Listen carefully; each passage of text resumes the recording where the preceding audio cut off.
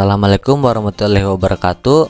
Perkenalkan, kami dari kelompok 4 yang akan mempresentasikan tentang alat spektrometer. Nah, kemudian untuk pembicara di sini ada 4 orang. Yang pertama Biar Cipta Pakar Tilinui dengan NIM 18640022, yaitu saya sendiri. Yang kedua ada Muhammad Nurman Arifin dengan NIM 18640034. Kemudian ada Ahmad Kafabillah dengan NIM 18640038, dan yang terakhir ada Ahmad Dwi Febrianto dengan NIM 18640037. Kita lanjut. Untuk pokok bahasan yang akan kita bahas pada presentasi kali ini, secara garis besar kurang lebih ada 4 buah poin. Yang pertama kita akan membahas tentang apa itu spektrometer, yang pasti di sini akan menjelaskan definisi spektrometer secara umum. Kemudian yang kedua kita akan membahas cara kerja atau prinsip kerja dari spektrometer, yang pasti ini juga spektrometer secara umum, bukan spektrometer secara spesifik begitu. Kemudian yang ketiga kita akan membahas macam-macam spektrometer optik. Kemudian yang terakhir kita akan membahas secara terperinci tentang apa itu UVV spektrometer, atau UVV spektrofotometer. Assalamualaikum warahmatullahi wabarakatuh. Nama saya Ahmad Kafabillah Khalotop Bali, NIM 18640038. Di sini akan menjelaskan tentang pengertian dan jenis-jenis spektrometer. Yang pertama adalah apa itu spektrometer? Spektrometer merupakan alat yang digunakan dalam pengumpulan spektroskopi, yaitu untuk mengukur absorbansi sinar monokromatis oleh suatu larutan dengan cara melewatkan cahaya pada kepanjang gelombang spesifik dengan menggunakan monokromator prisma atau diffraksi dengan detektor fototube oleh suatu objek kaca atau kuarsa yang disebut dengan UV. Dengan sebagian dari cahaya tersebut akan disuap dan sisanya akan dilewatkan. Di bagian kiri itu ada gambar spektrometer optik, bisa dilihat. Dan yang selanjutnya adalah dalam arti spektrometer adalah instrumen apapun yang digunakan untuk mengukur variasi karakteristik fisik pada rentang tertentu, yaitu spektrum. Untuk spektrum rasio mass to charge digunakan spektrometer massa. Untuk variasi frekuensi resonansi lubir digunakan spektrometer NMR. Atau untuk perubahan penyerapan dan emisi cahaya dengan panjang gelombang digunakan spektrometer optik.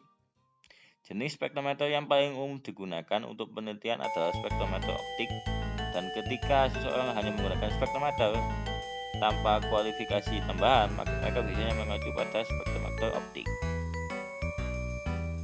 Nah, ini di sini ada gambar tentang berbagai macam jenis-jenis spektrometer yang biasa digunakan dalam laboratorium penelitian di seluruh dunia.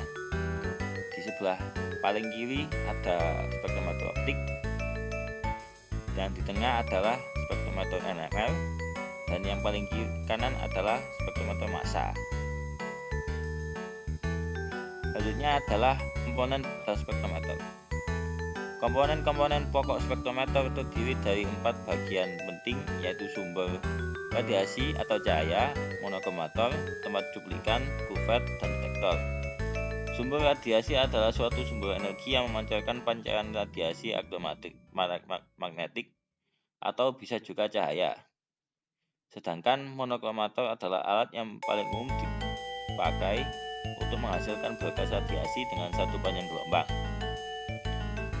Detektor digunakan untuk mengubah cahaya menjadi sinyal elektronik yang dapat dibaca.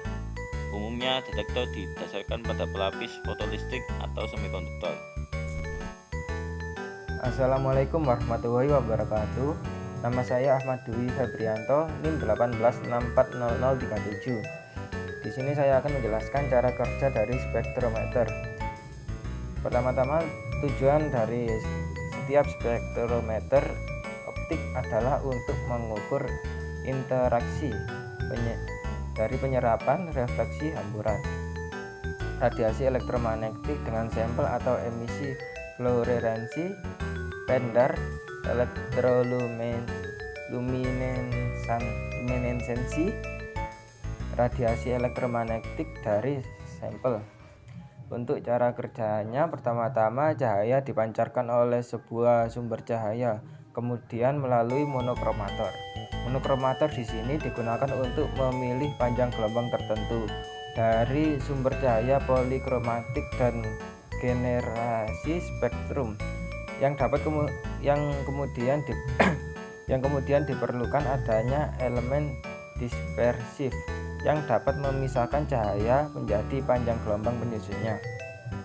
Hampir pada semua spektrometer, elemen dispersif ini berupa isi difraksi, kunci dari monokromator.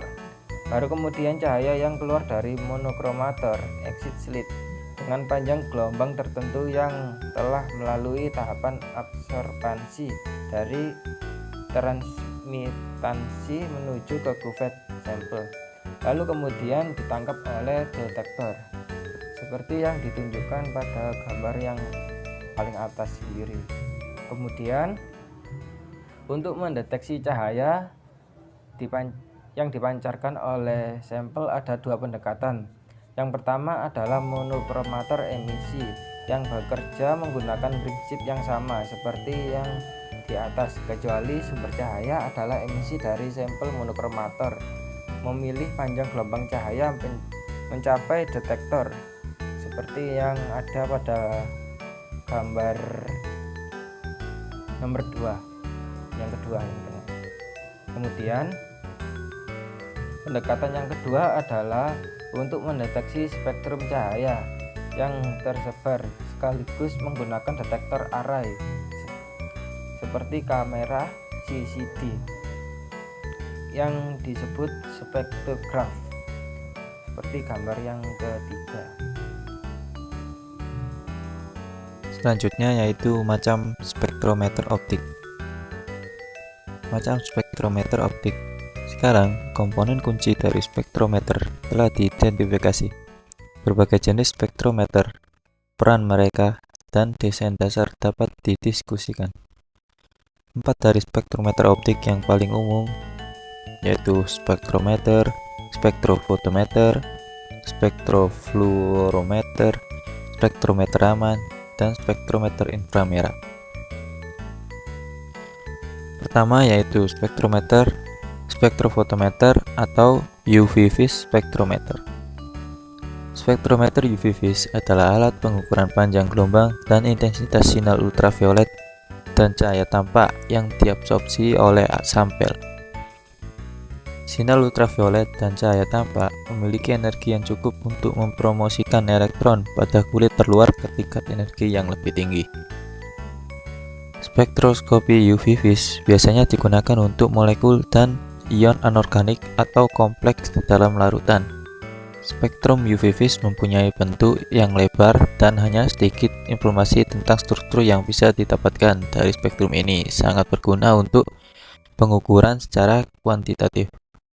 Sinar ultraviolet berada pada panjang gelombang 200-400 nanometer, sedangkan sinar tampak berada pada panjang gelombang 400-800 nanometer. Gambar di samping merupakan gambar spektrofotometer UV vis. Yang kedua yaitu spektrofluorometer atau photoluminescence spektrometer. Spektrofluorometer adalah instrumen yang memanfaatkan sifat fluorescent dari beberapa senyawa yang berfluorensi untuk memberikan informasi mengenai konsentrasi dan lingkungan kimia dalam sampel. Panjang gelombang eksitasi tertentu dipilih untuk mendapatkan panjang gelombang emisi. Setelah dapat satu panjang gelombang emisi yang baik, maka dapat teramati dengan baik pada panjang gelombang tersebut, sehingga didapatkan intensitas panjang gelombang eksitasi versus emisi yang dapat disebut dengan spektrum emisi. Gambar di samping merupakan gambar spektrofluorometer FS5. Yang ketiga yaitu spektrometer Raman. Spektrometer Raman digunakan untuk mengukur hamburan cahaya Raman dari sampel. Desain spektrometer Raman khas mirip dengan spektrofluorometer, tetapi dengan beberapa perbedaan utama. Sumber cahaya putih dan monokromator eksitasi yang ditemukan di spektrofluorometer diganti dengan laser di spektrometer Raman. Alasan untuk ini ada dua. Yang pertama adalah bahwa Raman adalah efek hamburan dan oleh karena itu cahaya tidak diserap oleh sampel. Ini berarti bahwa sumber cahaya broadband yang dapat disetel untuk mencocokkan dengan fitur penyerapan tidak diperlukan. Alasan kedua yaitu efek Raman jauh lebih lemah daripada fluorensi atau rasio cahaya hamburan lirik terhadap cahaya hamburan Raman. Oleh karena itu, sumber dengan fokus foton tinggi sangat penting untuk memaksimalkan sinyal. Gambar di samping merupakan gambar spektrometer Raman. Dan yang keempat yaitu spektrometer infrared. Spektrometer infrared merupakan suatu metode mengamati interaksi molekul dengan radiasi elektromagnetik. Spektrometri ini berdasarkan kepada penyerapan panjang gelombang inframerah. Cahaya inframerah terbagi menjadi inframerah dekat, pertengahan, dan inframerah jauh. Inframerah pada spektrofotometri adalah inframerah jauh dan pertengahannya yang mempunyai panjang gelombang 2,5 sampai 1000 mikrometer. Hasil analisa biasanya berupa 9 signal kromatogram hubungan intensitas terhadap panjang gelombang. Untuk identifikasi, sinyal sampel akan dibandingkan dengan sinyal standar. Gambar di samping merupakan gambar spektrometer inframerah. Oke, kita lanjut ke pembahasan selanjutnya yaitu UV spektrofotometer. Nah, di UV spektrofotometer ini itu salah satu alat yang tergolong masuk ke dalam metode spektroskopi.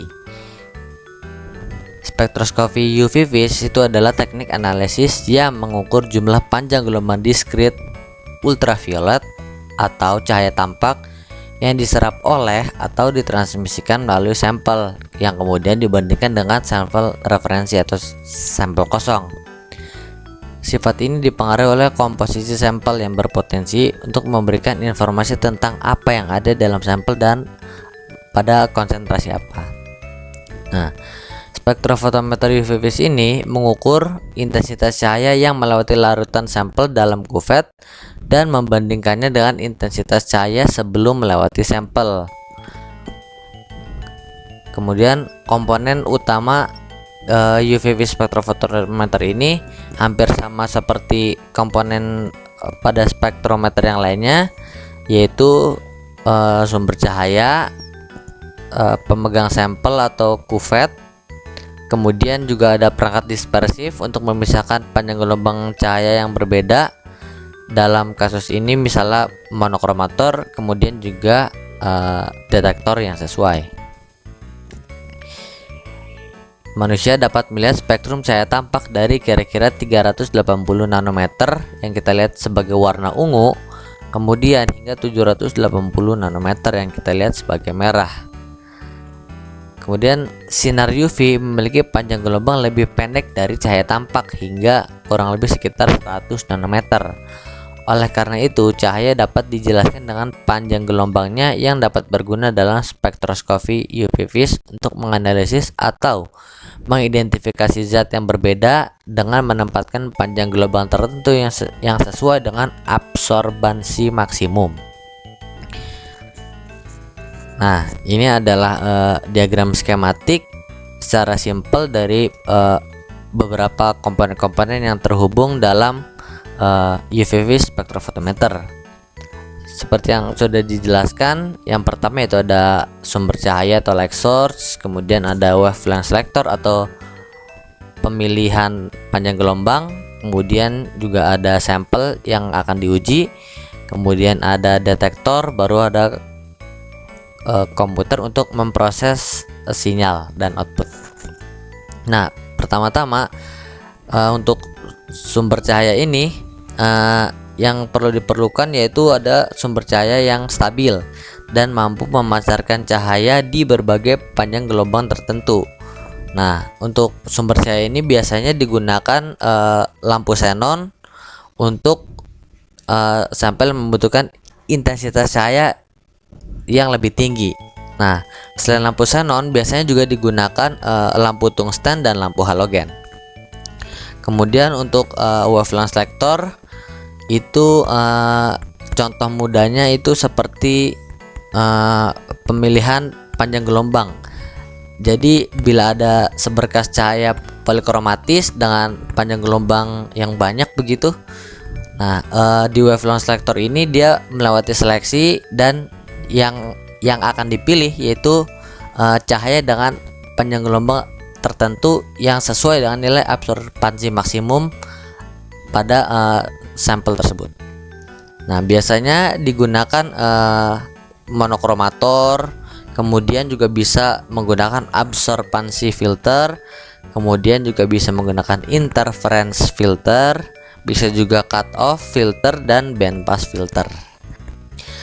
Kemudian cahaya masuk telah disaring oleh wavelength selector masuk ke sampel. Nah, di sampel ini cahaya itu akan diserap.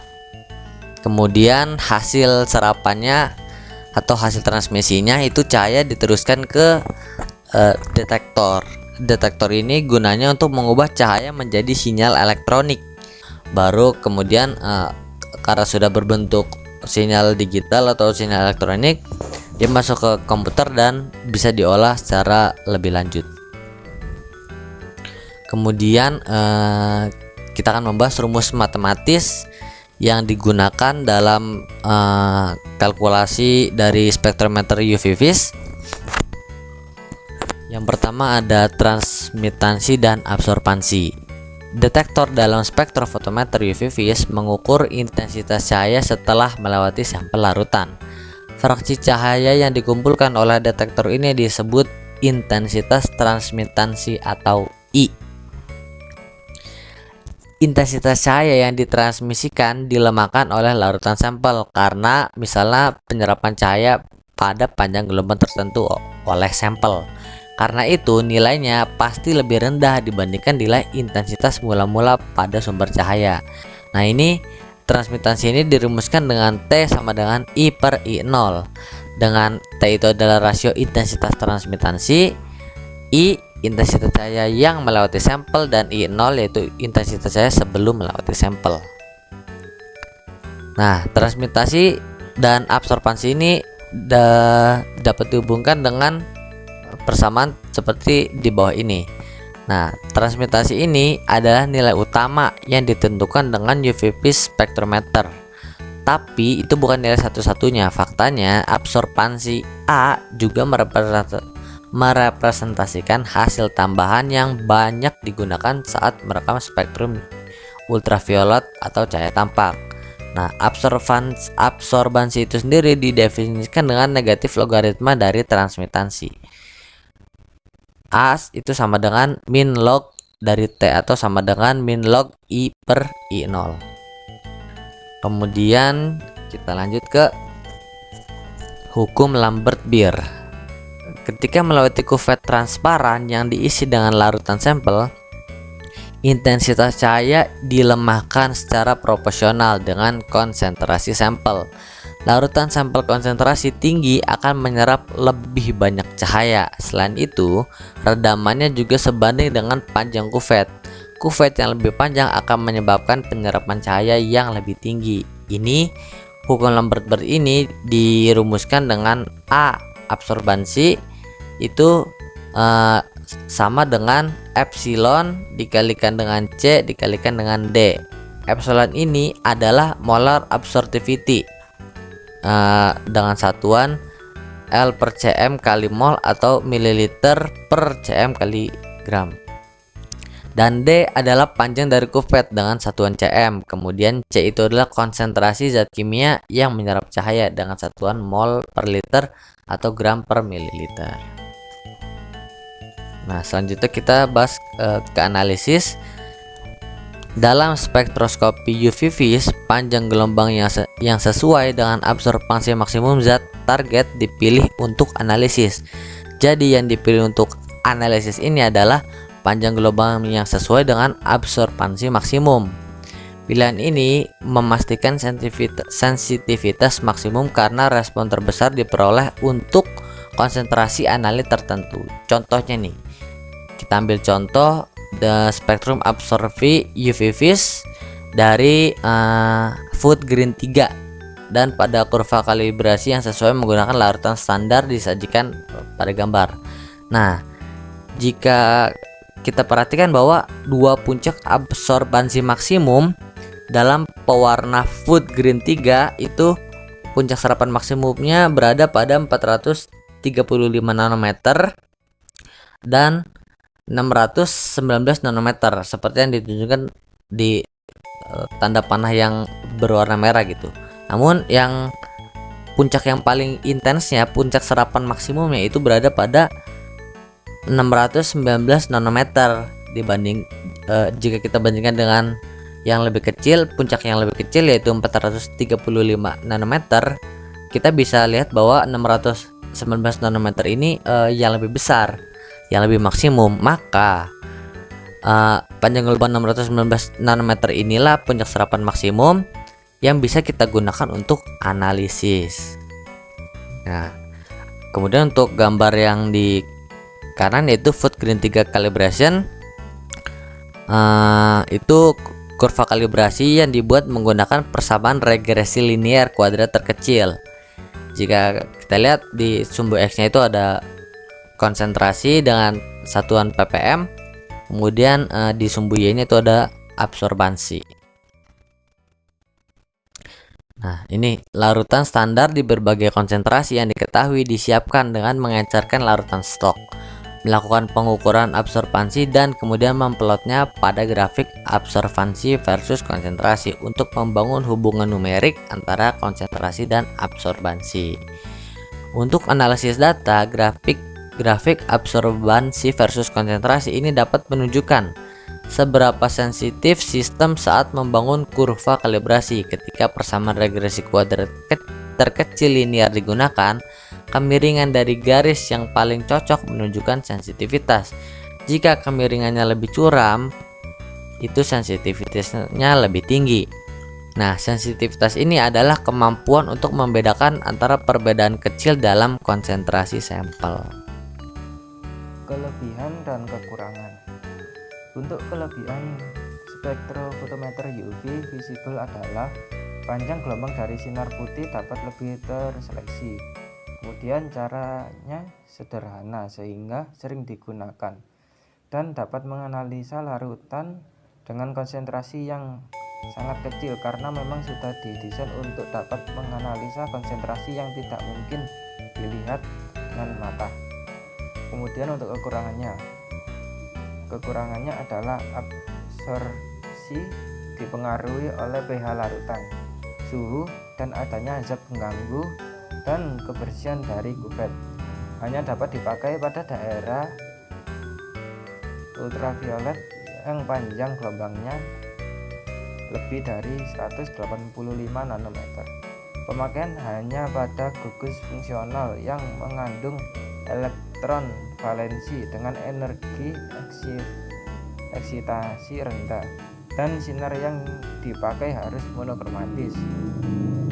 Kemudian untuk aplikasi atau penerapan yang paling umum dalam spektrometer dengan memanfaatkan instrumen spektrometer adalah menentukan konsentrasi suatu analit dalam larutan tertentu. Dengan menggunakan konsentrasi suatu analit dalam larutan tertentu dimanfaatkan dalam kehidupan sehari-hari meliputi kegiatan industri. Misal, dalam industri tekstil dapat menentukan konsentrasi optimal bahan pewarna pakaian. Dalam industri makanan dapat menentukan konsentrasi zat adiktif pada makanan dalam tinjauan keamanan konsumsi pangan. dan dalam kegiatan riset dapat digunakan dalam bidang bioteknologi dan farmasetika. Sekian untuk kekurangan dan kesalahannya, mohon maaf yang sebesar-besarnya. Wassalamualaikum warahmatullahi wabarakatuh.